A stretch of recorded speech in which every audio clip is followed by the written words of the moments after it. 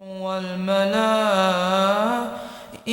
صفا لا يتكلمون إلا من أذن له الرحمن وقال صوابا ذلك اليوم الحق فمن شاء اتخذ إلى ربه مآبا إنا أنذرناكم عذابا قريبا يوم ينظر المرء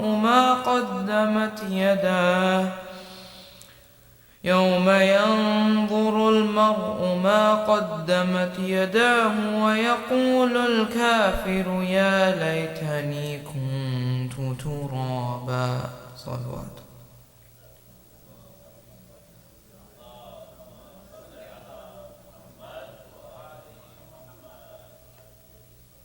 Another salawat.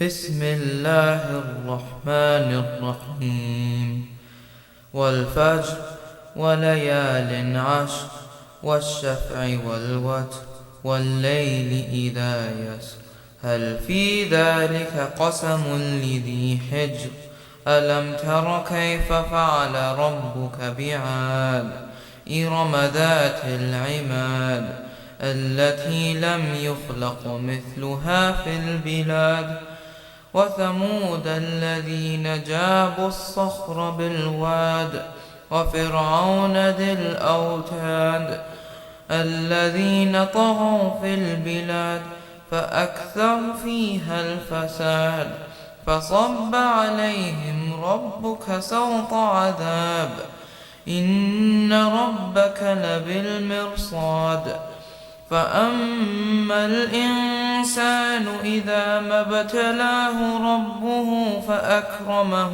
ونعمه فيقول ربي أكرمن وأما إذا ما ابتلاه فقدر عليه رزقه فيقول ربي أهانن كلا بل لا تكرمون اليتيم ولا تحاضون على طعام المسكين وتأكلون التراث أكلا لما وتحبون المال حبا جما كلا إذا دكت الأرض دكا دكا وجاء ربك والملك صفا صفا وجيء يومئذ بجهنم يومئذ يتذكر الإنسان أنى له الذكرى يقول يا ليتني قدمت لحياتي فيومئذ لا يعذب عذابه أحد ولا يوثق وثاقه أحد يا أيتها النفس المطمئنة ارجعي إلى ربك راضية مرضية فادخلي في عبادي وادخلي جنتي. صدق الله العلي العظيم. صلوات.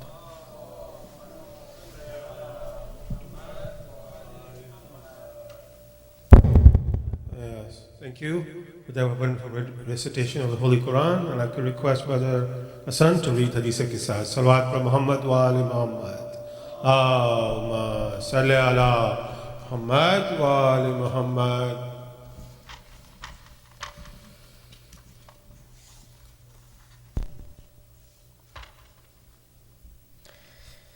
Bismillahirrahmanirrahim. In the name of Allah, the All-Merciful, the All-Compassionate.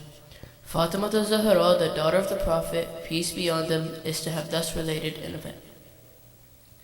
My father, the Prophet of Allah, came to my house one day and said to me, "Peace be on you, Fatima." I replied, "And upon you be peace." Then he said, "I feel weakness in my body." I said, "Allah protect you from weakness, father." He said, "Fatima, please bring the Yemeni cloak and cover me with it." So I brought the Yemeni cloak and covered him with it.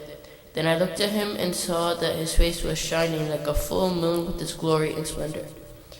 After a while, my son Hassan came in and said, "Peace be on you, mother." I replied, "And upon you peace, O light of my eyes and the delight of my heart." He then said, "Mother, I smell a fragrance so sweet and so pure as that of my grandfather, the Prophet of Allah." I replied, "Yes, your grandfather is lying underneath the cloak."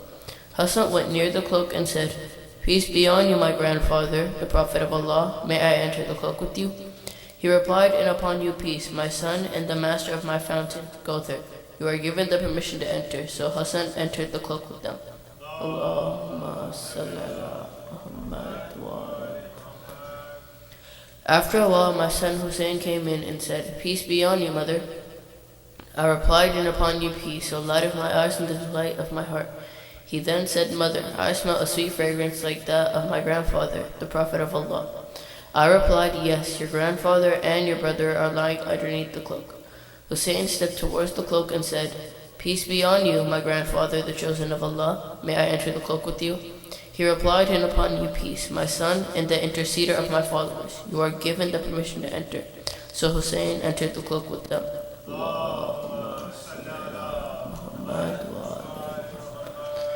After a while, Abul Hasan Ali bin Abi Talib came in and said, "Peace be on you, O daughter of the Prophet of Allah."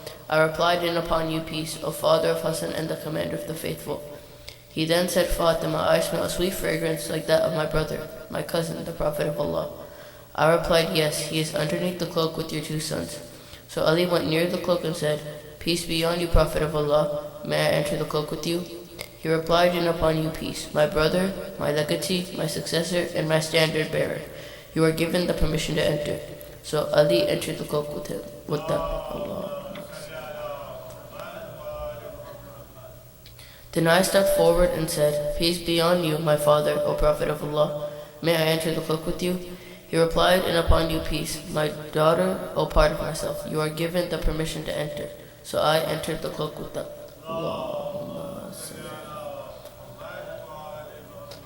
Getting together underneath the cloak, my father, the Prophet of Allah, held the two ends of the cloak and raised his right hand towards the heavens and prayed, "O Allah, these are the people of my household, Ahlul Bayt. They are my confidants and my supporters. Their flesh is my flesh, and their blood is my blood. Whoever hurts them hurts me too. Whoever displeases them displeased me too. I am at war with those at war with them. I am at peace with those at peace with them. I am the enemy of their enemies, I am the friend of their friends. They are from me, and I am from them. O Allah, bestow your blessings, benevolence, forgiveness, and your pleasure upon me and upon them, and remove impurity from them, and keep them thoroughly pure."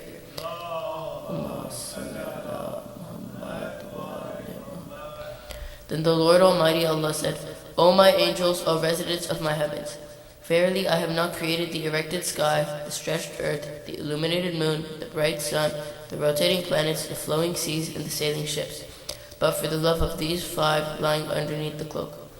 Jibreel, the trusted angel, asked, "Who are under the cloak?" The Almighty answered, "They are the household of the Prophet and the assets of prophethood. They are Fatima, her father, her husband, and her two sons."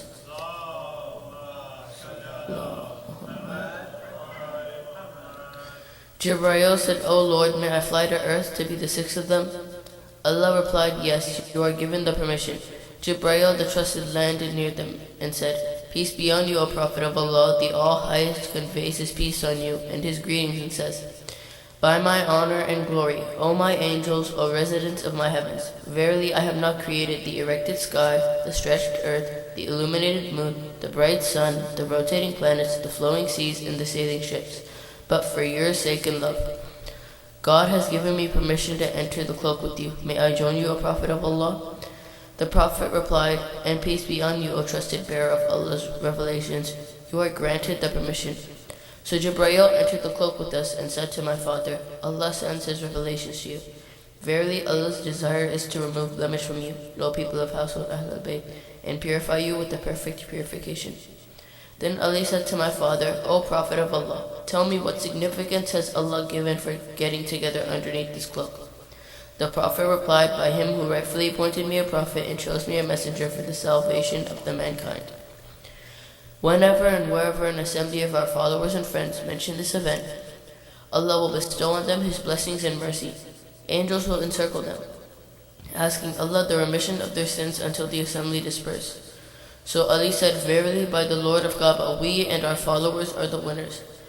Then my father replied, "By him who rightfully appointed me a prophet and chose me a messenger for the salvation of the mankind." Whenever and wherever an assembly of our followers and friends mention this event, there shall remain none grieved, but Allah will remove his grief. There shall remain none distressed, but Allah will dispel his distress. There shall remain none wish seeker, but Allah will grant his wish. Ali happily said, "Verily, by the Lord of the Kaaba, we and our followers are the winners and the blessed in this world and the next." Allahumma salli ala Muhammad wa ali Muhammad. MashaAllah, great job, Hassan. Now I'd like to request Brother Wasi to come up and read a short salam. Salawat wa Muhammad wa ali Muhammad. Allahumma salli ala Muhammad wa ali Muhammad. Salawat.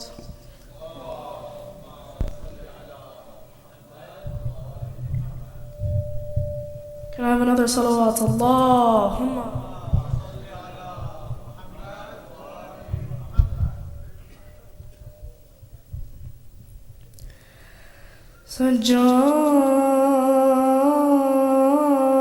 سجاد سے پوچھو افسوس نبی زادیوں کا شام میں جانا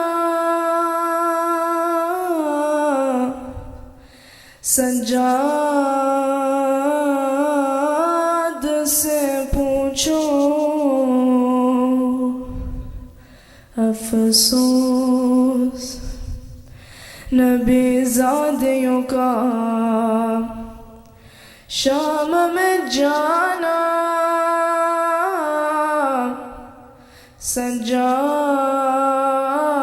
سجاد سے پوچھو سرنگے وہ ماں بہنوں کا دربار میں جانا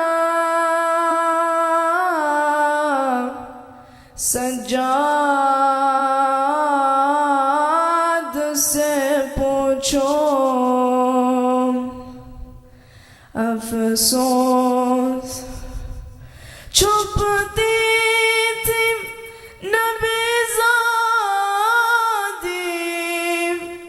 نبی زادی کے پیچھے کہ شرم و حیا سے چھپتی تھی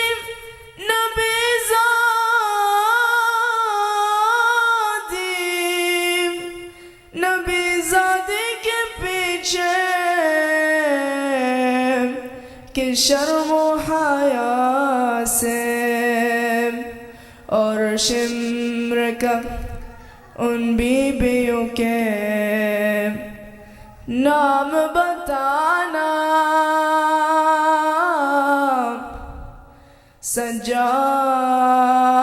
سجاد سے پوچھو افسوس نبی زادیوں کا شام میں جانا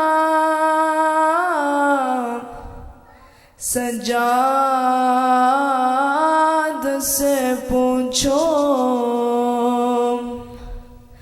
بیٹھے ہوئے دربار میں سب چھوٹے بڑے تھے سادات کھڑے تھے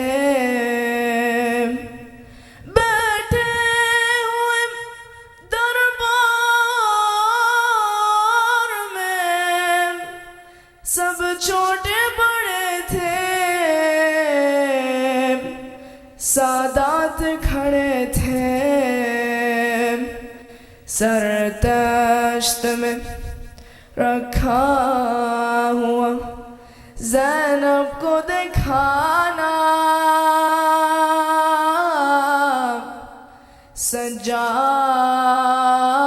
سجاد سے پوچھو अफसोस नबीज़ादियों का शाम में जाना, सज्जाद से पूछो जब दुख्तर शबीर ने जिंदा में कज़ा की, आफत की घड़ी थी जब दुख्तर शबीर ने जिंदा में कज़ा की, आफत की घड़ी थी। वो नन्ही सी मैयत बंदे हाथों से उठाना, सज्जाद से पूछो अफसोस नबीज़ादियों का शाम में जाना, सज्जाद से पूछो। सल्लल्लाहु For Muhammad wa ali Muhammad salawat. Allahumma salli ala Muhammad.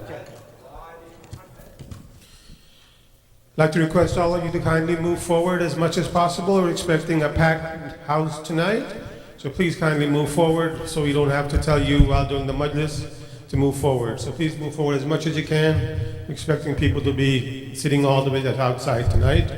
Anyone would like to request any majlises, to sponsor any majlises on the coming weeknights, weekends, Friday, Saturday, Sunday?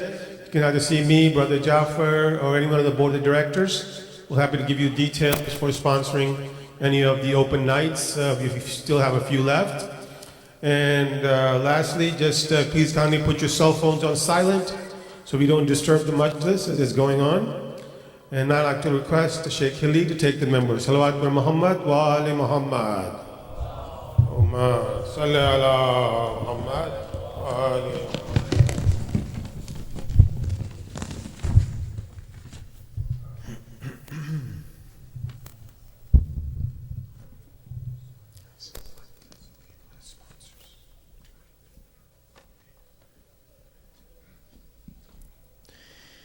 Please recite Surah Al-Mubarakah Al-Fatiha for the following marhumin and the marhumin of the sponsors: Zakir Ali and Wahid Ali ibn Bakir Ali, Kaniza Abbas bint Abdullah, Mumtaj bint Wahid Ali, Ruqsana Ali bint Zakir Ali, Hina Ali bint Ishtiyaq Hussein, Dr. Ilyas Asghar Shah, Agha Muhammad Bashir, Hamida Khatun, Sayyida Khatun, and Bergis Shah, and Kull Mu'mineen. Al-Fatiha.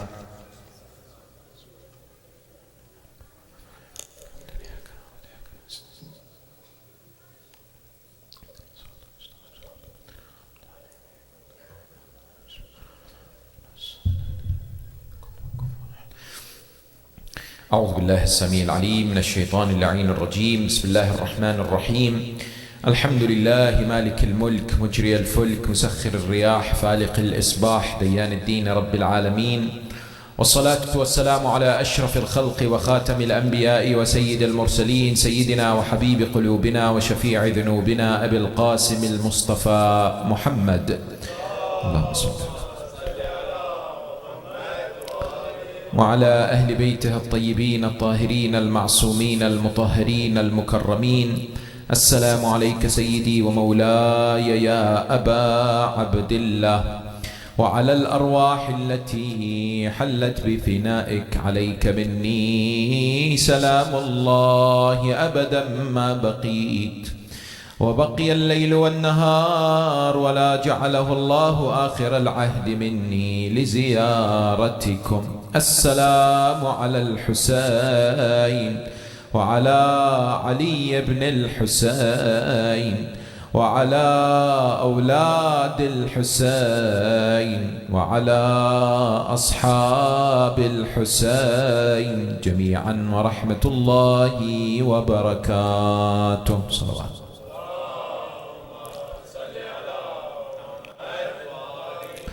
قال الله العظيم في كتابه الكريم وهو أحسن القائلين وأصدق الصادقين: بسم الله الرحمن الرحيم وإذا مرضت فهو يشفين. آمنا بالله صدق الله العلي العظيم. For the purification of the souls, the enlightenment of the hearts, the acceptance of the deeds, for the hastening of the reappearance of the awaited Savior, Ajjalallahu Ta'ala Farajuh Sharif, enlighten your souls in the atmosphere with the recitation of salawat upon Muhammad wa ali Muhammad.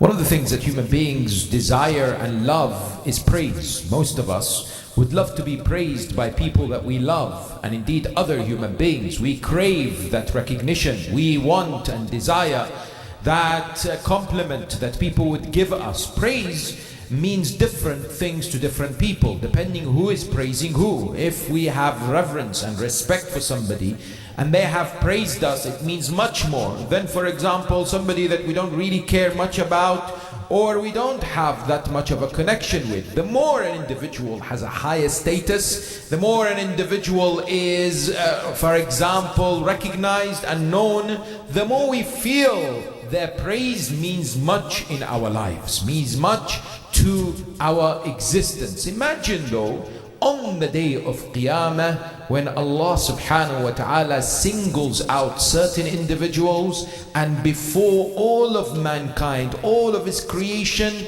make sure that each and every one of them listens to him praising them.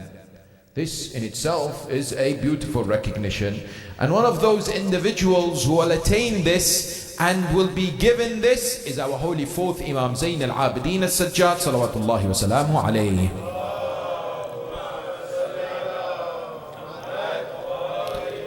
Our holy prophet Rasul al-A'zam wa Nabi al-Akram al-Mustafa Muhammad sallallahu alayhi wa alihi wa sallam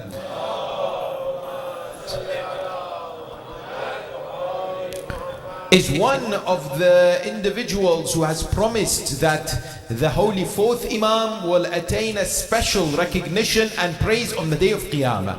The riwayah from the Holy Prophet of Islam says, "Man ahabba an yalqa Allah wa qad mahhasa anhu dhunubuh." Anyone who wants to meet Allah on the day of judgment and Allah has completely forgiven their sins, فَلْيَتَوَلَّ عَلِيَّ بْنَ الْحُسَيْنِ. Make sure, if you want Allah to remove and eradicate all your sins and gunahs and dhunub, make sure you follow Ali ibn al-Husayn. Then he says, فَلْيَتَوَلَّ عَلِيَّ بْنَ الْحُسَيْنِ السَّجَّادِ فَإِنَّهُ كَمَا قَالَ عَزَّ وَجَلَّ. Because he, the fourth Imam, is the manifestation of the verse in the Quran, سِيمَاهُمْ فِي وُجُوهِهِمْ مِنْ أَثَرِ السُّجُودِ. Their signs are on their foreheads due to their excessive prostration. Then the Prophet says this, فَإِذَا كَانَ يَوْمُ الْقِيَامَةِ. He says, I will tell you what happens on the day of Qiyamah. Nada munadin min butnan al-arsh. There will be a call from the direction of the throne of Allah subhanahu wa ta'ala. Ayna Zaynul Abidin? Where is Zaynul Abidin? Before all of humankind, before all of God's creation, there is a call. Let Zaynul Abidin emerge. And at that moment, the Prophet of Islam says, فَكَأَنِّي أَنظُرُ إِلَى وَلَدِي عَلِي يَخْطُو بَيْنَ الصُّفُوفِ. I will then see people making way and standing in admiration. My son Ali ibn al-Husayn will then walk between the people, recognized by Allah subhanahu wa ta'ala.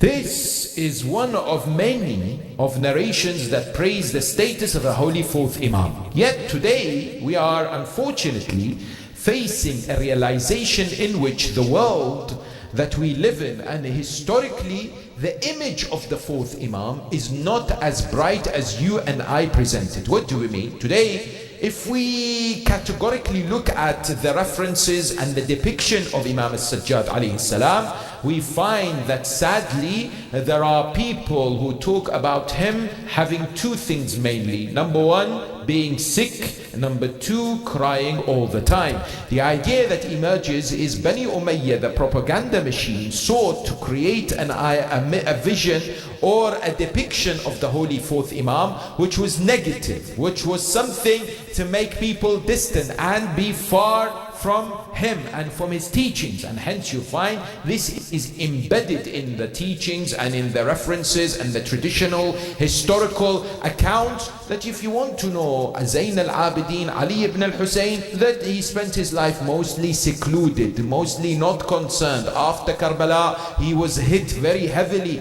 and therefore he was not involved in society. All he wanted to do was cry, and therefore he is not somebody to be looking at, for example, as an exemplar or role model. And do not necessarily underestimate the attempts throughout history that not only Ahl al-Bayt but anyone close to the Ahl al-Bayt would be subject to character assassination, would be an individual just because of their association with Ahl al-Bayt. Many were given thousands of gold coins to write and fabricate and to distort.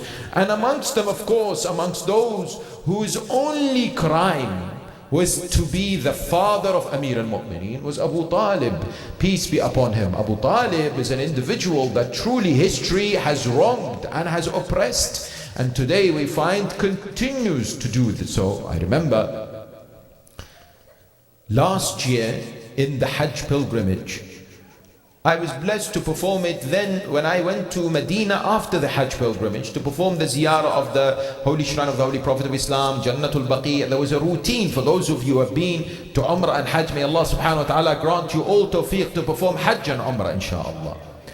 There's a routine that many of the followers of Ahl al-Bayt, they go in the morning, they perform their Salatul Layl in the shrine of the Prophet, then they wait for Fajr. After Fajr, they go towards Jannatul Baqi', they perform ziyarah of the four Imams in Jannatul Baqi'. And this is something that most of us do in Medina. It's somehow become accustomed to all the followers of Ahl al-Bayt. One of the days that I did this, when we finished the ziyarah of Jannatul Baqi', some of the mu'mineen who were with me, they said, you know, there is an important addition after ziyarah of Jannatul Baqi' that you have to do and you haven't done. I said, well, I haven't seen it in books. What is it? They said it is called the Pakistani breakfast tradition. I said, what is this? I've never heard of it. They said there are a number of these restaurants in Medina that have very special Pakistani breakfast. I said, what is it? They said, Nahari.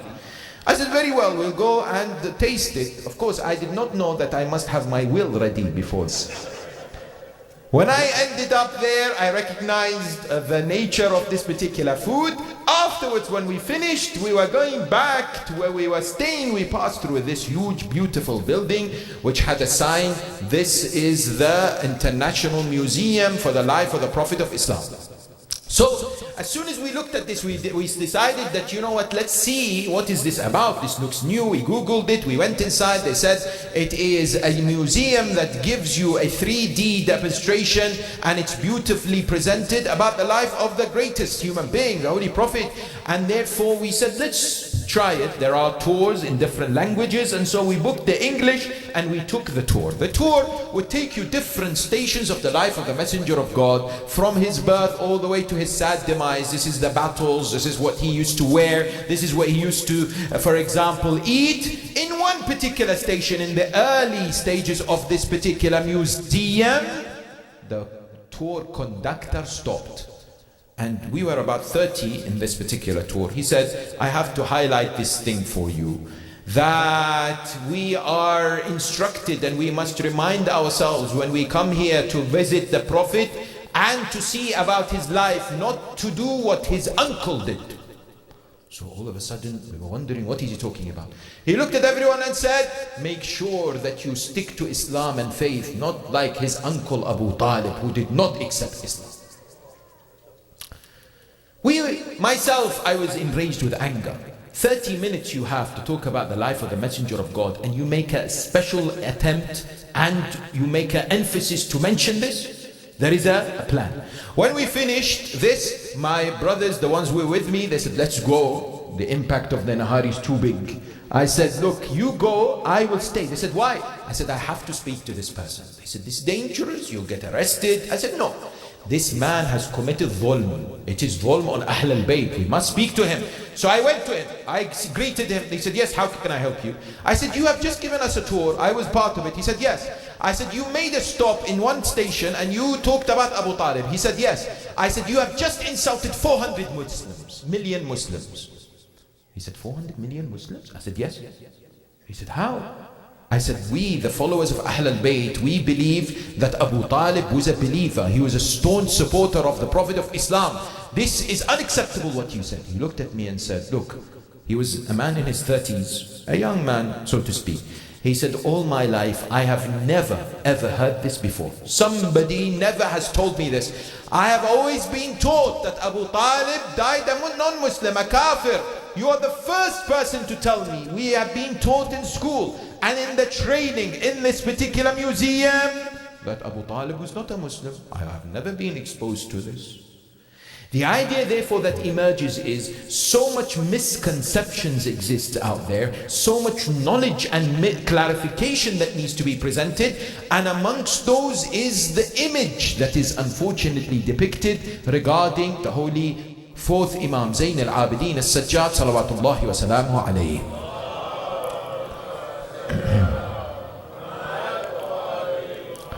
When it comes to the illness of the Imam alayhi salam, there are a number of interesting angles in which we can analyze this. What do we mean? This subject and this topic is related to indeed an aspect of spirituality, aspect of history, an aspect when it comes to theology. There are a number of questions that most of us will have regarding the sickness of the holy fourth Imam. In which way?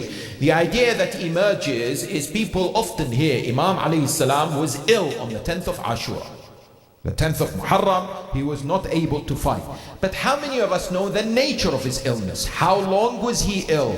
The idea of why was he ill? These are important considerations for us to look at historically. But what does it mean in our lives that the Imam alayhi salam was suffering from a particular type of sickness? In this particular regard, the question is of the greatest importance. Why? Because there are people who come forward and say, we knew and we have come across the narration that Imam alayhi salam was not able to take part in the battle on the day of Ashura. Yet there are historians who say he did fight. Who? Musnad Ahmad ibn Hanbal, or the author Ahmad ibn Hanbal, as well as Ibn Shahr Ashub, who is a follower of Ahl al-Bayt, they both come forward and say that the holy fourth Imam, peace be upon him, actually fought on the battlefield and he became injured. Yet this contradicts the general understanding and the agreement amongst historians and many of our scholars. In which way? That many of our ulama have come forward, Shaykh al-Tusi, Shaykh al-Mufid and others, and have said that, for example, the Imam alayhi salam used to say that I was sick and that my auntie Zainab was nursing me. Therefore, the recognition that emerges is the majority believe that he did not fight on the 10th of Muharram. Where did these narrations come from? Please understand this. This is very important. The narrations that say he actually fought come from where? Come from certain individuals from the Zaydi faith. The Zaydis, who consider themselves mainly part of the Shia school of thought, believe that an Imam of the Ahl al-Bayt has to be chosen by Allah based on the premise that he conducts jihad. He must be fighting. And therefore, for them to consider the fourth Imam as an Imam, they must have evidence for them that he actually engaged in battle. That's why they don't consider the fifth holy Imam an Imam that they would follow. They stop at Zayd, yes, the son of Imam Zayn al-Abidin alayhi salam, and they say these are the Imams for us or anyone else who came after them that conducted struggle, physical struggle and jihad. The idea is this emerged from whom? From these kinds of people. Yet for us as the followers of Ahl al-Bayt, majority of our ulama are of the opinion that the Imam alayhi salam did not engage in battle. Number one. Number two, when did he become sick? He was fine in Medina, he was fine in Mecca, he was okay on the way to Karbala. Many have suggested from the historians that the Holy Fourth Imam became sick when? In Karbala. During that period of time, from the 2nd of Muharram towards the 11th of Muharram, there was a period of time that the Imam alayhi salam fell into sickness. Question, how long did his sickness last? There are people who say, how do we know when he was cured? This is a difficult question to answer. Why?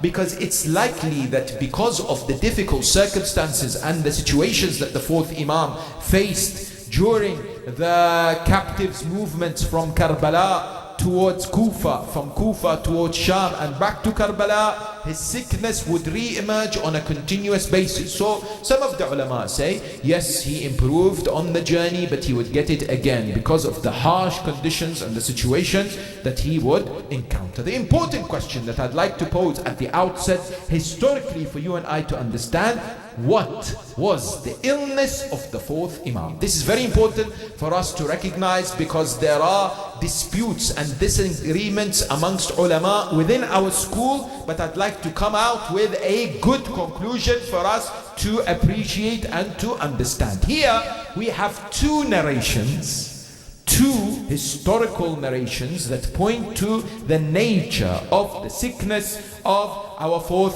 holy Imam, peace be upon him. One is from the fifth Imam, Muhammad al-Baqir salawatullahi wa salamu alayhi.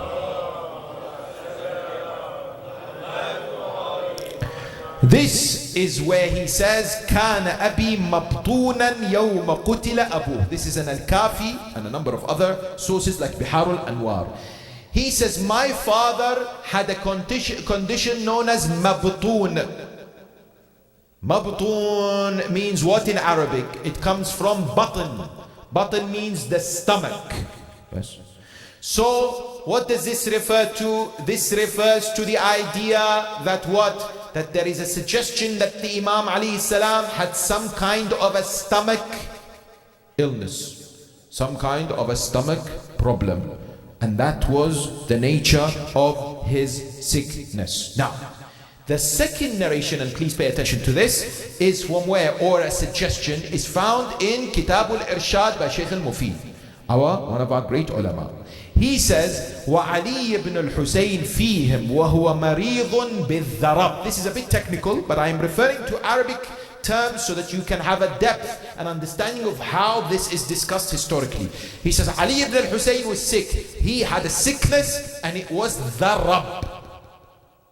What is dharab? In Arabic, this is referred to what? As one of three possibilities. There are three different understandings of this word dharab. Number one, it's somebody who eats a lot, who eats excessively. Our ulama have said this cannot be accepted regarding the fourth Imam. Why? Number one, he was never known to be somebody who had a special relationship with food in that regard. Neither were any of the Ahl al-Bayt. That's number one. Number two, in which capacity would he be eating excessively in Karbala where food and water was scarce? Therefore, we cannot accept the first understanding of the word dharab in Arabic from this. Number two, dharab means what? Dharab means something related to the stomach, and it refers to severe diarrhea. Therefore, some have said that the fourth holy Imam, his condition was this. This is rejected by many of our ulama. Please pay attention. Why? They say an Imam who is masoom would not go through such a condition and an illness. Why? A, there was no water in the final few days in Karbala, and an individual who has such a gastrointestinal problem would generally require water, number one. Number two, there will be an issue regarding smell. Number three, that will deter people from being close to him or consider him as an Imam. Therefore, they say we cannot accept what? The suggestion that the Imam's illness was somehow related to diarrhea or some gastrointestinal problem. What is the only other possibility of the nature of the illness of the Holy Fourth Imam is what? Is what the word mabtun in Arabic originally means. It means somebody who has fever. And the word dharab also means fever. So many of our ulama have come and said, based on these two proofs or evidence that we have, the type and the nature of the sickness of the fourth Imam, peace and blessings be upon him, was a high temperature, something that he experienced and would make him debilitated during those times, unable to take part and to engage in battle. And that's why we are told, when the narration comes forward and says that Sayyid al-Shuhada asked for help on the 10th of Muharram, Imam alayhi salam immediately what? Said to his auntie Zainab, give me a stick and give me a sword in order for me to stand up. Meaning that the Imam alayhi salam was what? Was lying on his bed. Many of us, if we have a stomach problem, we're not necessarily what? Lying on the bed. We may be able to walk, we may be able to undertake some tasks, but usually fever creates the situation whereby we're not able to sit up because, for example, we are dehydrated, for example, we are losing a lot of body fluids, therefore we are weaker in that particular regard. Hence you ask the question, most people are aware, however we need to clarify, why was the fourth holy Imam sick on the 10th of Muharram? Sayyid al-Shuhada Aba Abdullah al-Husayn salawatullahi wa salamu alayhi answers. If I can ask the brothers to please stand up please in the name of the holy 12th Imam, Imam Sahib al-Asri wa Zaman, and come forward, salawat. Come forward please. A second salawat in honor of Imam Zayn al-Abidin al-Sajjad.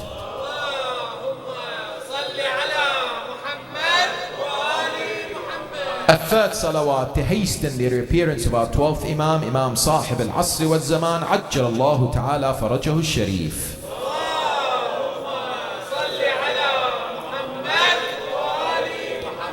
Just between brackets, sometimes when we ask the mu'mineen, or for example brothers ask the mu'mineen or the mu'minat to make space for others, some people feel a bit uncomfortable, or for example it affects the concentration of the speaker. Did you know that this process you've just done is mentioned in the Quran?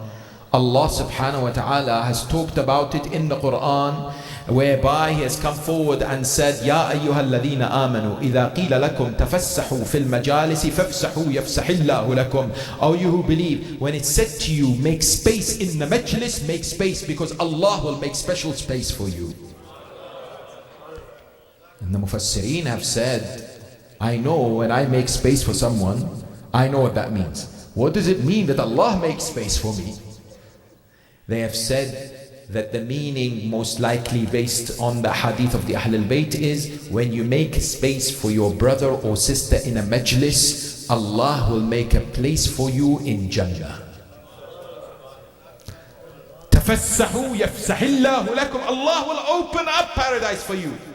وَإِذَا قِيلَ انشُزُوا فَانشُزُوا. And when it's said to you, rise and stand up, then rise and stand up. Why? Quran then goes forward and says, يَرْفَعِ اللَّهُ الَّذِينَ آمَنُوا مِنْكُمْ وَالَّذِينَ أُوتُوا الْعِلْمَ دَرَجَاتٍ. Allah will reward those who attend majalis and they walk out with two things: who have stronger belief and who have ilm and knowledge. Therefore, what do you find? You find that recognition regarding the fourth Imam's illness does not in any shape or form impact his isma, his error-free sinlessness that we believe that the Ahlul Bayt alayhum salam had. Yet his sickness also poses an important question in our lives. Many of us sometimes go through different types of ailments, don't we? We suffer. We go through pain. We ask the question, why is Allah making me go through this? Or when we're actually going through this, such as fever, or for example a debilitating illness, mental health illness, God forbid chronic illnesses, many people struggle to deal with it. Or there are those who have come forward and said, and I've had conversations and I'm sure you know some people, they'll tell you and I'm cured from one illness and another one starts. And then I'm cured from that and another one starts. What's going on? Why is Allah doing this for me? What's the point of this sickness? And often the answer that's given is, it's a test. Bala, get on with it. You agree? Most of the times when you ask people, they say Allah is testing you and therefore just be patient, sabr, sabr, everything will be okay. But today there are many who want more than this, because when they go through that excruciating pain regarding the illness, they struggle. Sometimes it impacts their faith, sometimes it shakes their iman, because they can't make any kind of sense of it.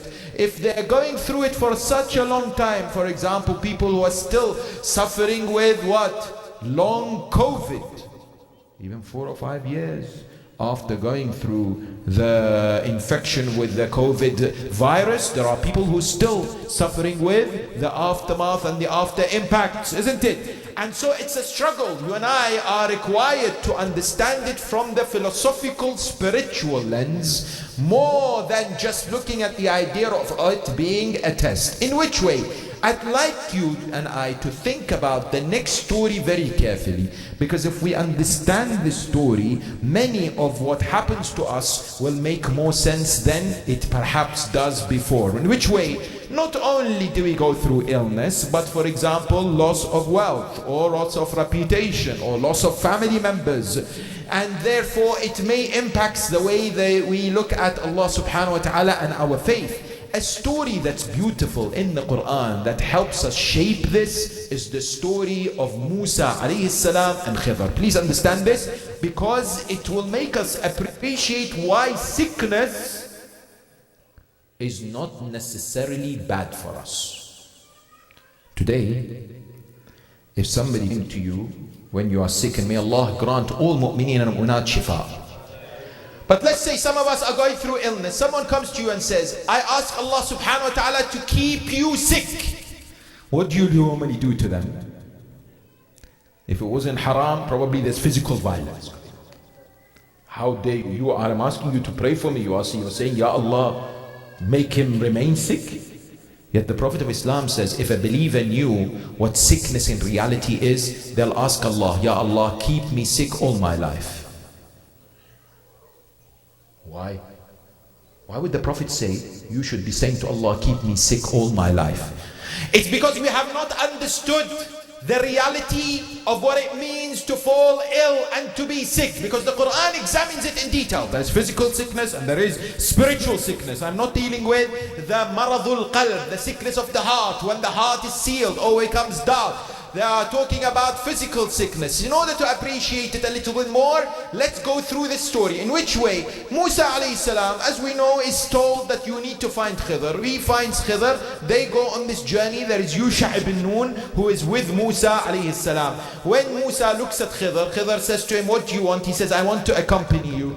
Khidr says, you cannot. إِنَّكَ لَن تَسْتَطِيعَ مَعِيَ صَبْرًا. You cannot be patient. You will not be.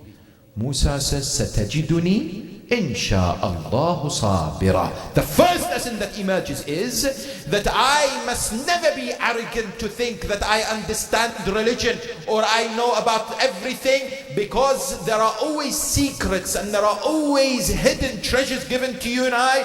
The more we discover, the more we are enlightened. I'm surprised sometimes, some of the mu'mineen, some of the mu'minat, some people, they say, you know, alhamdulillah, I've been to 30, 40 years majalis, I've heard it all. I know it, everything is good. Or sometimes they come to me and they say, Maulana, mashallah, your majlis in English was so good for my 8-year-old child. Yes? That kind of recognition shows what? That kind of recognition is a recognition that, you know what, I am above it all. I know it all. I am already in the presence of what? Of all the knowledge that I necessarily need. Never underestimate what a majlis of Hussein can do to your life. One word, one hadith, one ayah, one story can take you from damnation towards salvation. It can take you from Jahannam towards Jannah. It can take you from misery towards happiness. It can take you from being with the enemies of Ahlul Bayt to be a true Shia of Ali Muhammad.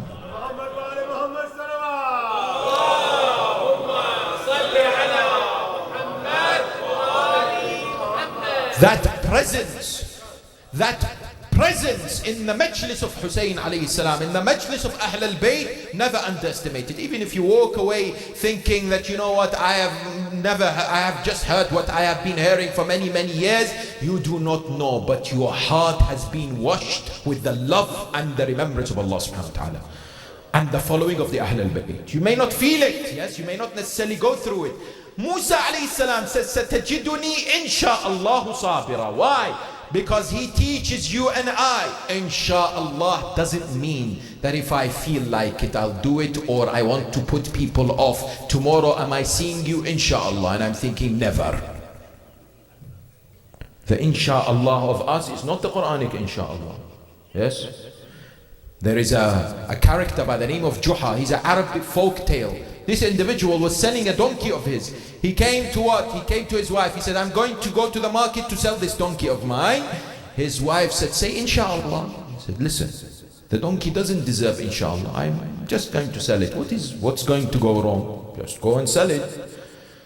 On his way, he was traveling, he was passing by a bridge, a small, feeble, very weak bridge. The bridge breaks, the donkey slips, and he drowns in the river.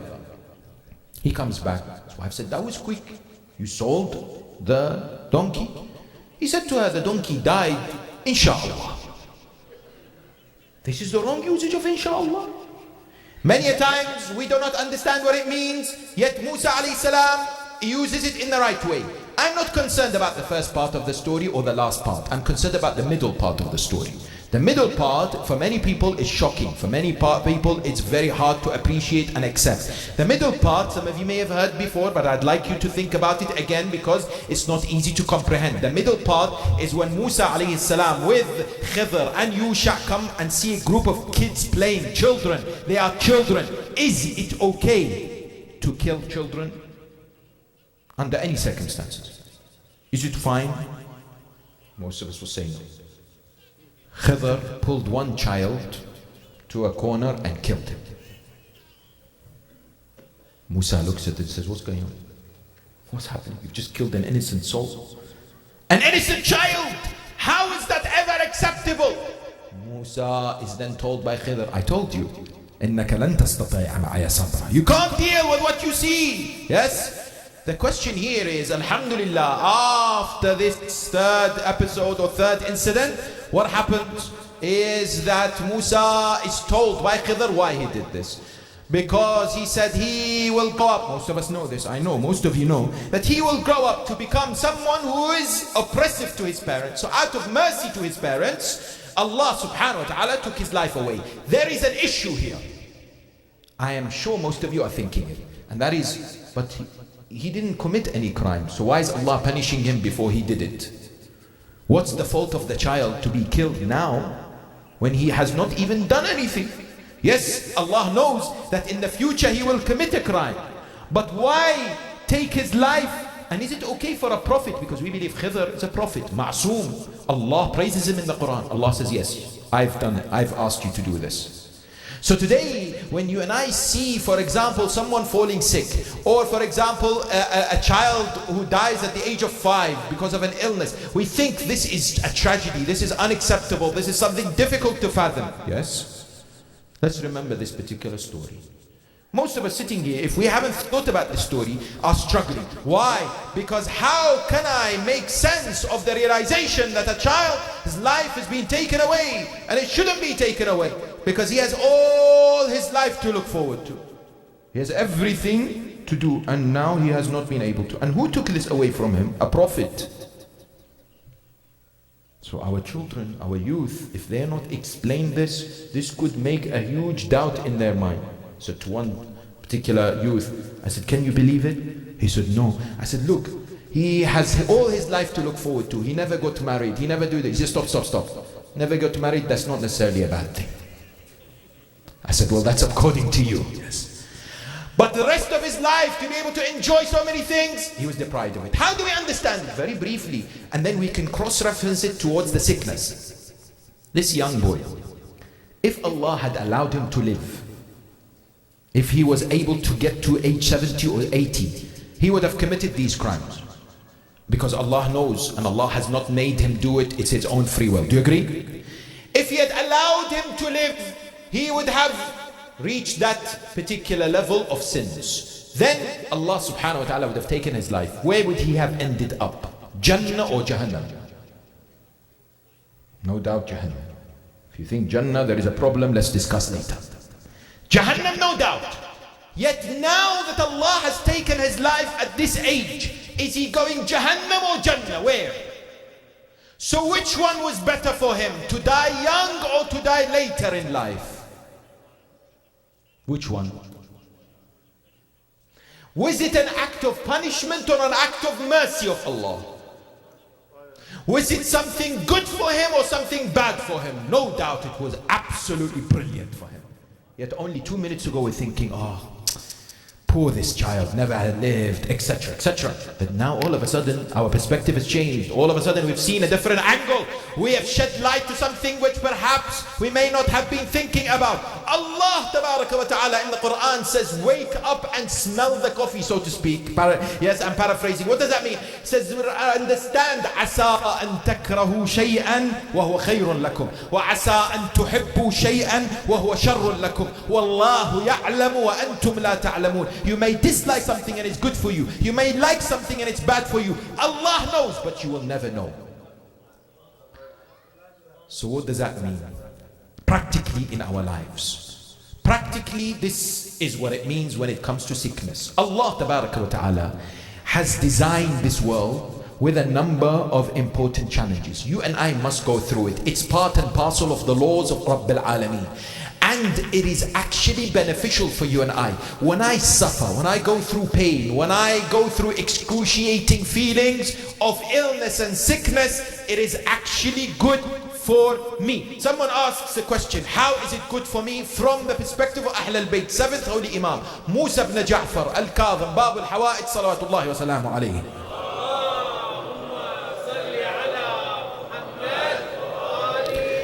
He says, إِذَا مَرَضَ الْمُؤْمِنِ. Listen to this. Next time you're sick, please remember this hadith. He says, if a mu'min becomes sick, أَوْحَى اللَّهُ إِلَى صَاحِبُ الشِّمَالِ. Allah reveals to the angel on the left, لا تكتب على عبدي ما دام في حبسي ذنبا. This servant of mine, if they commit a sin, don't write it. This is not a green light. If I'm sick, then Bismillah. No. This is if we make mistakes, if we're not sure, whatever, yes? Then he says, وَيُوحِي إِلَى صَاحِبِ الْيَمِينِ. Allah reveals to the angel of the right, أَنْ أَكْتُبْ لِعَبْدِي مَا كُنْتَ تَكْتُبُهُ فِي صَحَّتِي مِنَ الْحَسَنَاتِ. That write the reward for my servant, whatever you used to write when he was healthy or she was healthy, that now he is not able to do. For example, they used to perform Salatul Layl, now they can't. Because they are sick, give them the reward, don't worry. This recognition is absolutely beautiful. What does it mean?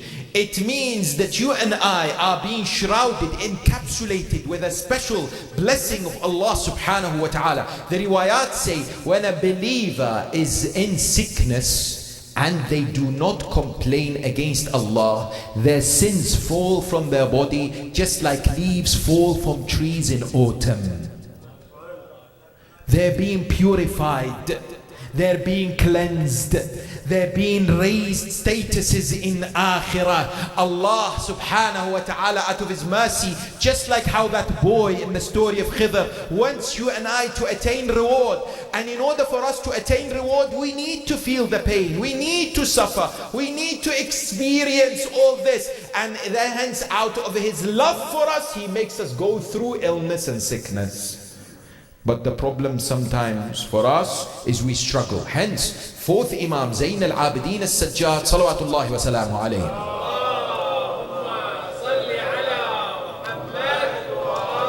In Sahifatul Sajjad, listen to this. He wants us to understand this realization. He says, Ya Allah, Allahumma laka alhamdu ma azalu atasarrafu fi. He says, Ya Allah, I am saying Alhamdulillah in whichever state I find myself. Whether I am sick, I will say Alhamdulillah. Whether I am healthy, I am saying Alhamdulillah. Because both are from you, both are from your wisdom, both I trust and both I know are beneficial for me. How many times Please ask yourself this question. If tonight you have not focused on the majlis, no problem, because statistics show out of the majlis only 40% people pay attention to, and out of this only 10% they understand. But if you did not hear the rest, just remember this. When was the last time in sickness you said to Allah, Alhamdulillah? When was the last time you said, Allah, thank you for me having this sickness? We find that hard because you are showing gratitude to Allah for something you don't like.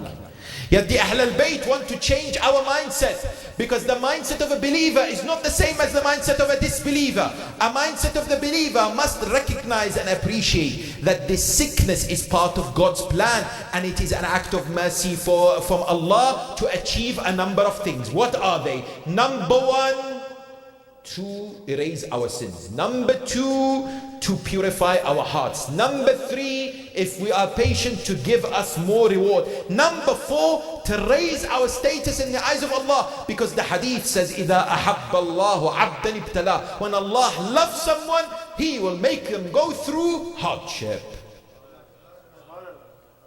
So, and then I recognize that is a special invitation from Rabbil Alameen to make me change my perspective of why I'm doing what I'm doing. Question finally, how should I react? What are the adab, etiquettes of someone who's sick? This is very important. What should I be doing when I go through physical illness? What are the recommendations from the Ahl al-Bayt alayhum as-salam?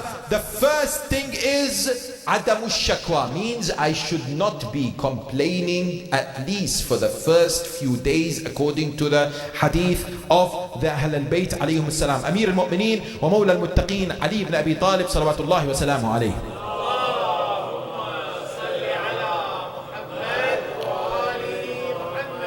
He says, whomsoever keeps his sickness secretive for 3 days, Allah subhanahu wa ta'ala has made it an obligation upon himself to create and to give them respite and relief.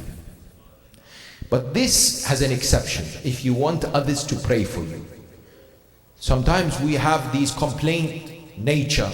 We like to complain and say to people, I'm going through this, not for the sake of dua, not for the sake of assistance, just to get sympathy. The worst behavior of someone who's going through illness is when they complain against Allah. When they in dua say, Ya Allah, why are you doing this to me? Do you hate me? Why you made me go through this pain? Why am I in hospital? Why am I taking these drugs? Why do I have cancer? Is it that you don't like me? That's the worst for a believer to find themselves in, and that's something we need to stay away from. Number one. Number two, we are told in riwayat of the Ahl al-Bayt, we should never say this, and I'm sorry to hear that I have heard this many times. The Ahl al-Bayt have said, you should never say, why is God doing it to me but not others? Why am I going through this sickness but I don't see other people going through it? Why? Who told you? Who gave you the false premise that you and I are supposed to be going through the same thing as believers, as human beings? Allah decides whatever He wishes, and I have no power, no audacity to question Him.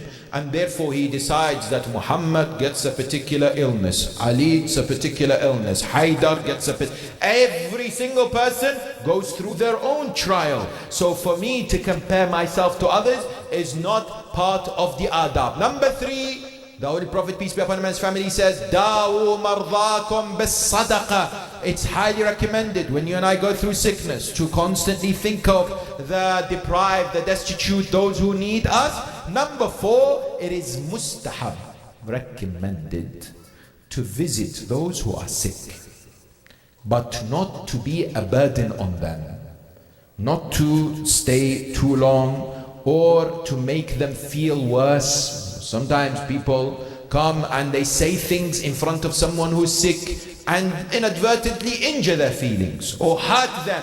But to support them, give them encouragement, make them feel better, for example, it's mustahab. And a beautiful adab from the Ahl al-Bayt, and please focus on this, from those who are sick is what? How many times you and I have visited or have known someone who is sick, and the first thing they tell us is what? Please pray for me so that I get shifa. Do you agree? Riwayat of Ahl al-Bayt, one after the other, say one of those whose dua is answered by Allah is the one who is sick. They are mustajabu dua. That means when they ask Allah subhanahu wa ta'ala if it is best for them, Rabbul Alameen, Allah tabarak wa ta'ala fulfills their wishes or the wishes of others. So the next time you see someone sick and he tells you please pray for them, say okay, I'll pray for you, but you also pray for me because you are in a special position. You are going through an illness, and as long as you have patience but also shukr, a key quality of a person who is mareed is number one, to have patience, but above all to have gratitude and thankfulness to Allah subhanahu wa ta'ala, irrespective of what they're going through, despite yes their pain. Fourth Imam in Sahif al-Sajjadiyya, he says, I don't know whether to be more grateful to you, Ya Allah, when I am sick or when I am healthy. He says, وَأَيُّ الْوَقْتَيْنِ أَوْلَى بِالْحَمْدِ لَكَ أَوَقْتُ الصَّحَّةِ أَوَقْتُ الْعِلَّةِ. He says, I don't know, how much should I be thankful to you more, when I am sick or when I am healthy?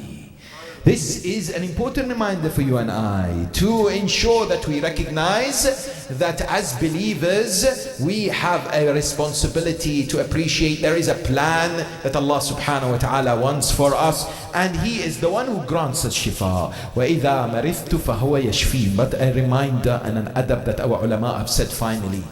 There are some mu'mineen and mu'minat who have contacted me and said, my mother has said she will not touch medicines. She will not ask the opinion of doctors when they are sick. They will not hear or follow orders and instructions. When I say to them, why? They would say, because it's Allah who gives shifa, not these doctors, not these medicines. I will only ask Allah subhanahu wa ta'ala and no one else. I will not listen to anyone. And here I remember a story at the time of Musa alayhi salam. Musa alayhi salam one day fell sick, according to our riwayat. When he fell sick, he said, Ya Allah, I'm not going to take any medicines. I am going to have tawakkul on you and reliance on you only. And I know because you have promised, you are the one who gives shifa. And hence, I will wait for shifa from you. Allah reveals to Musa, listen to this. He says, Musa, if you do not go and take those medicines, I will never give you shifa, because it is me who has created these medicines.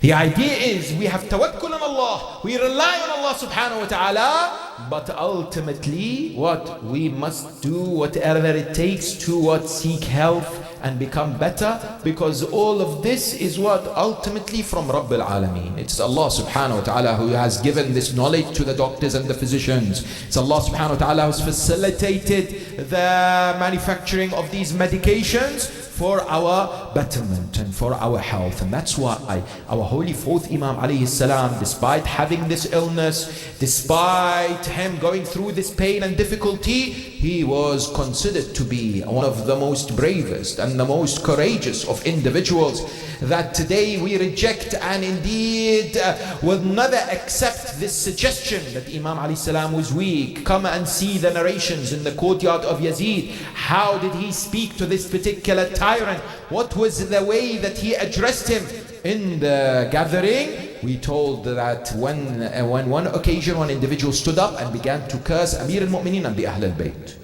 Imam alayhi salam came forward towards him and scolded him.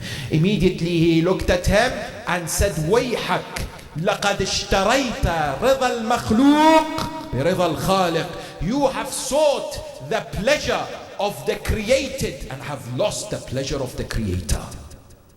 فَلْتَبَوَّأْ مَقْعَدَكَ مِنَ النَّارِ. You have a place in Jahannam.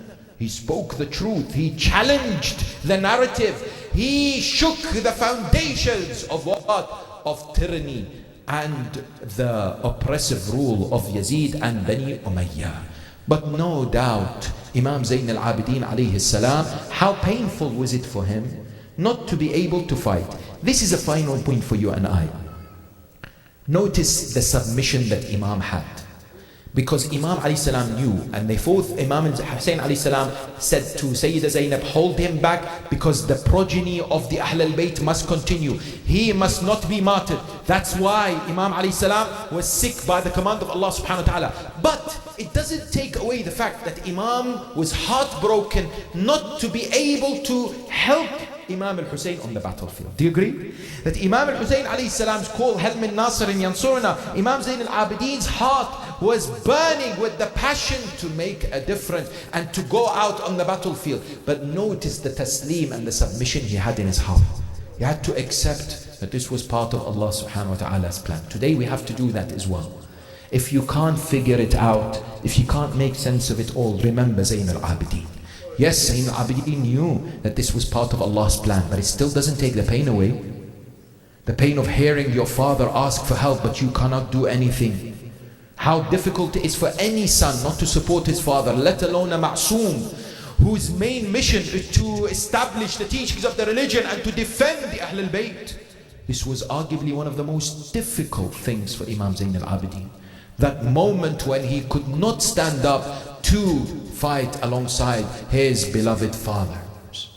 And tonight, you and I are gathered here to remember the fourth Imam. Tomorrow is the eve of his Shahada. There are majalis taking place everywhere around the world. There are, alhamdulillah, majalis taking place in Pakistan. There are majalis in India. There are majalis in Africa. There are majalis of Zayn al-Abidin in Europe, in South America, in here, North America. There are majalis taking place in Australia and New Zealand, but there is one place there is no majlis, and that's Jannatul Baqiyah. There is no one next to Zayn al-Abidin crying for Zayn al-Abidin. There is no majlis next to the grave of the four Imams remembering the musibah of the Imams. There is no zuwar, and there is no ma'tam, and there is no grief in that particular lonely place. The poet comes forward and says that the land of Zayn al-Abidin, Baqi' and Medina, as if one day speaks to the land of Hussein and Karbala, complains to the land of Hussein and speaks to the land of Karbala and says, "Oh Karbala, you have shrines and you have zuwar. Where are my shrines and where are my zuwar? O land of Hussein, you have zuwar of Aba Abdullah who beat their chests and cry. There is no one here to do matam and cry next to my graves. O land of Hussein, your zuwar are honored, your zuwar are looked after. The zuwar of mine are harassed and indeed intimidated. O land of Hussein, tell me, what did you see? I'd like to know." It's as if Baqi' Medina wants to ask the land of Karbala the calamities that Karbala saw. The poet describes this. The land of Hussein, Karbala, says, "Oh Baqi', oh Medina, my heart breaks for you. That yes, there are no shrines for the Imams in your land, but wallah, between Hussein and Abbas, we have shrines for you." Yes. The Zuwar come and remember Sayyida Fatima. They remember the four Imams of the Ahl al-Bayt in that land. O land of Medina, I saw masa'ib and I saw pain. Which masibah shall I tell you that you want to know about? Medina and Baqi' say, "O Karbala, I tell you, I felt the moment the ribs of Zahra were crushed. When they pushed the door on the daughter of Muhammad, Fatima fell on my land. I felt her broken ribs." Which broken ribs did you feel? Karbala says, "Baqi', you felt the broken ribs of Zahra. I felt the broken ribs of Hussein." Medina says, "Karbala, I felt the lifeless body of Muhsin when the nail penetrated and Fatima lost her baby." Karbala says, "Oh Medina, you felt Muhsin's lifeless body. I felt the arrow in the neck of Azhar. My sand burnt the neck of this young baby boy because of the heat. Medina says, oh Karbala, I saw those people slap the face of Zahra. Who did you see? Karbala says, you saw them slapping Zahra. I saw them slapping Zainab and Sakina.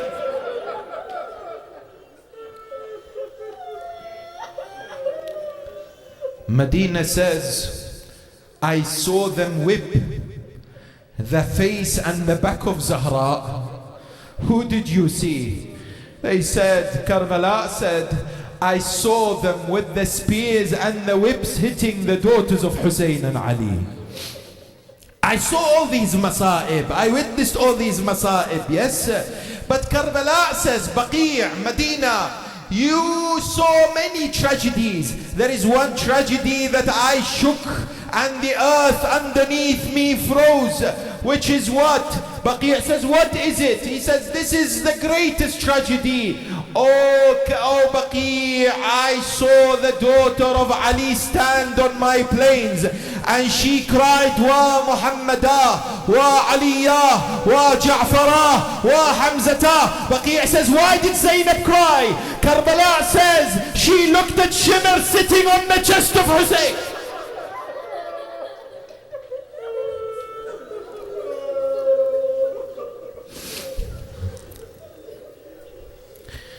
ألا لعنة الله على القوم الظالمين وسيعلم الذين ظلموا أي منقلب ينقلبون والعاقبة للمتقين وإنا لله وإنا إليه راجعون. ماتم حسين يا حسين.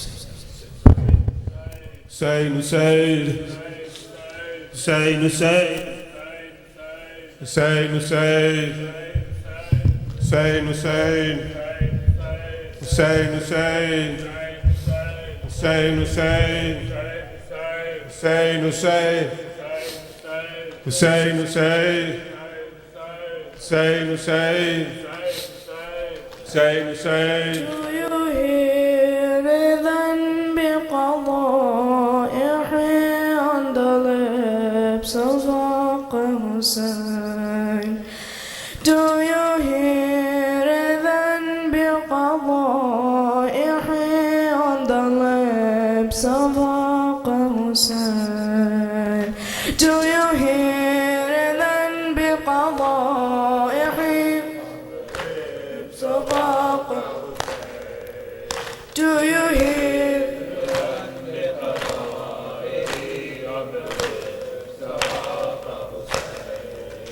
when he says تقدم يا علي, when he says قدم يا علي, enter the battlefield?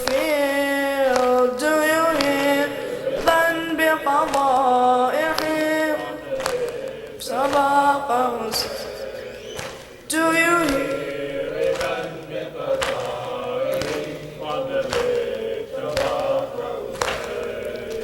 as he hears the call of Al-Qasim, as he hears Ya Ammu adrikni? Do you hear it on the lips of Aqa Hussein? Do you hear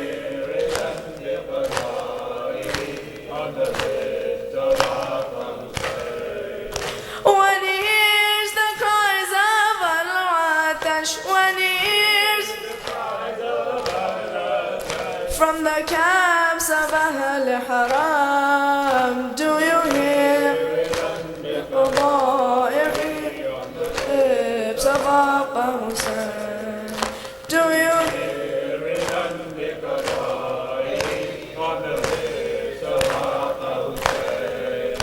when he runs toward Abbas Jari, when he runs toward Abbas Jari, as he sees the standard fall? Do you hear قوائحي on the lips? Do you hear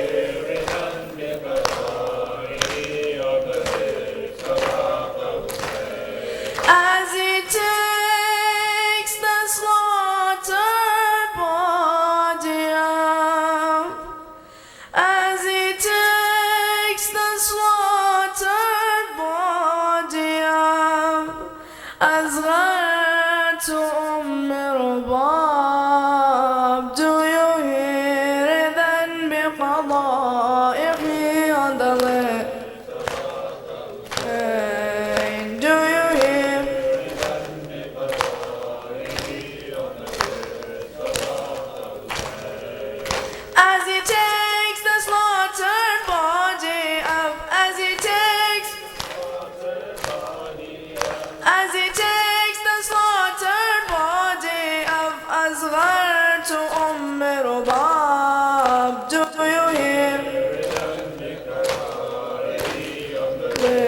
Sabah Hussein.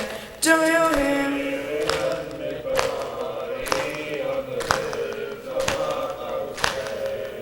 When he hears Sakinah bewailing, when he hears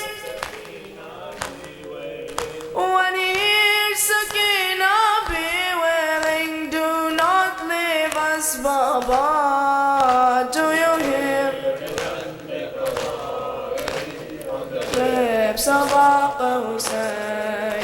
Do you hear?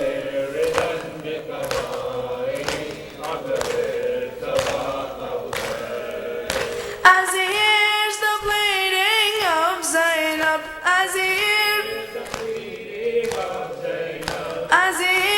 the bleeding of Zainab, Mahlan ibn al-Zahra. Do you hear it?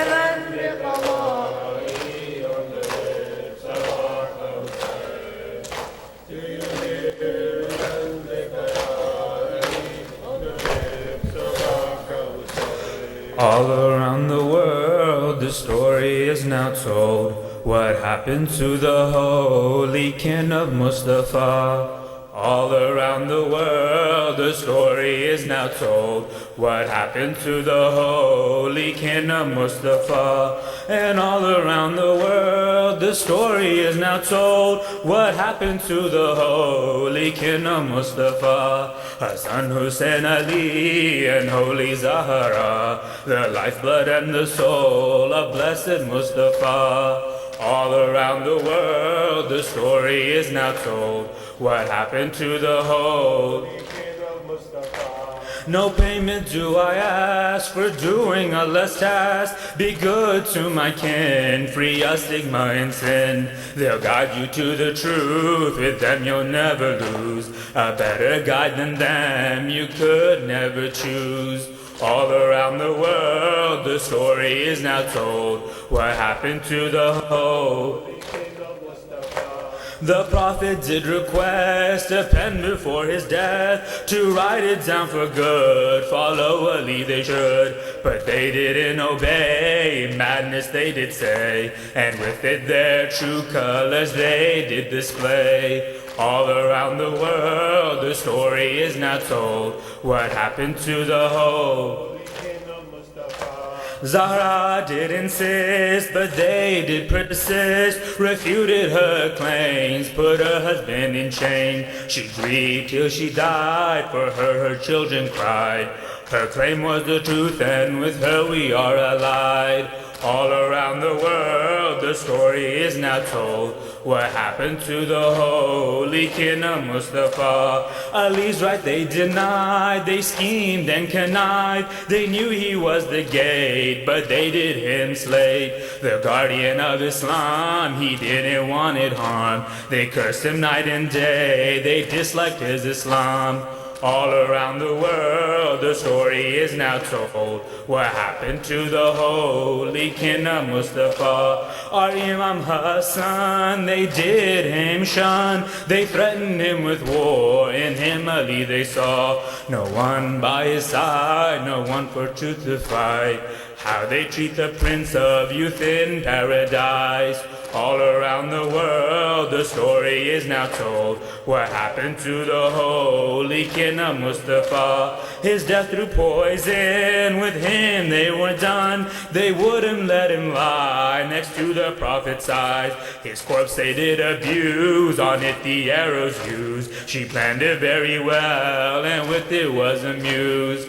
All around the world, the story is now told. What happened to the holy the king of martyrs, Hussein they slaughtered. They killed all his friends, but this was not the end. They burnt the tents at night, the women they did fight. But Zainab showed how for the truth we must fight. All around the world, the story is now told. What happened to the holy kin of Mustafa? Through Zainab we are here, through Zainab we did hear. What happened to the house Zahra built with her spouse? She spoke like Mustafa and fought like Murtaza, the patience of Hassan, and prayed like Zahra. All around the world, the story is now told. What happened to the holy kin of Mustafa? We promise to we live our lives for you will give. We'll follow in your way, Hussein, till judgment day. We'll stand up for what's right with your message inside.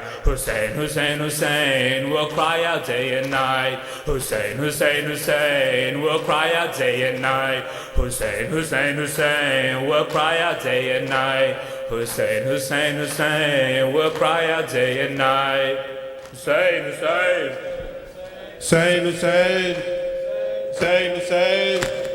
Hussein, Hussein. Hussein, Hussein. Hussein, Hussein. Allahumma salli ala Muhammad wa ala Muhammad. Please kindly get ready for Salat. We'll have Salat in about 7 minutes or so. If anyone would like to sponsor any of the majlises in the upcoming weekends, please see me, Brother Jafar, or any of the board of directors. We're happy to give the details. Inshallah, tomorrow's majlis will be at 7 o'clock, and the Urdu majlis will be, inshallah, after Maghrib and Isha Salat tomorrow. So tomorrow, English majlis at 7, Urdu will be after Salat.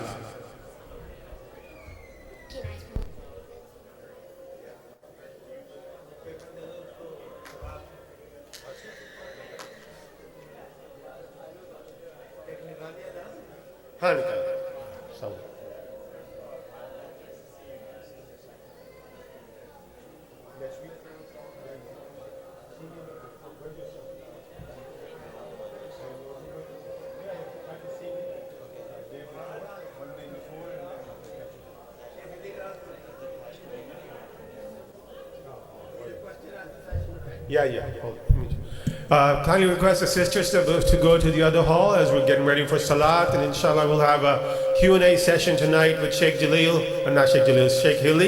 at 10 p.m. Inshallah at 10 p.m. Q&A session.